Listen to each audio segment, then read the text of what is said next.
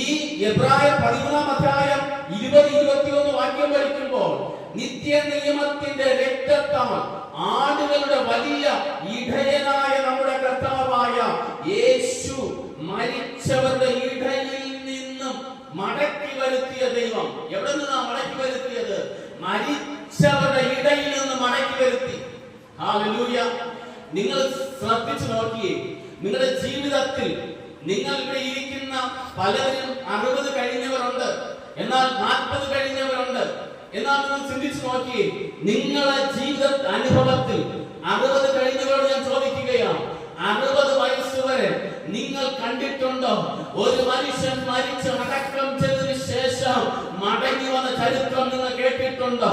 നിങ്ങൾ കണ്ടിട്ടുണ്ടോ? നിങ്ങളുടെ ദേശത്ത് അങ്ങനെ ഒരു അനുഭവം ഉണ്ടായിട്ടുണ്ടോ? എന്നാൽ വിശുദ്ധ ബൈബിൾ വ്യക്തമായി രേഖപ്പെടുത്തിയിരിക്കുന്നു, മരിച്ചവരുടെ ഇടയിൽ നിന്ന് എന്റെ ദൈവം യേശുവിനെ മടക്കി വരുത്തിയെന്ന്.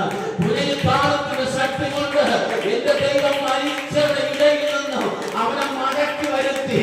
ജീവനുള്ളവനായി അവൻ മടങ്ങി വന്നു. പുനരുത്ഥാനത്തിന്റെ ശക്തിയോടുകൂടെ അവൻ മടങ്ങി വന്നു. അവൻ ആദ്യനും അന്ത്യനുമാണ്. അവന്റെ വചനം ഒരു നാൾ മാറിപ്പോകുകയില്ല. അവന്റെ വചനം അറ്റുപോവുകയില്ല. അത് കൂട്ടി തുന്നുന്ന വചനമാണ്. ഇല്ലാത്തതിനെ ഉണ്ടാക്കി കൊടുക്കുന്ന വചനമാണ്.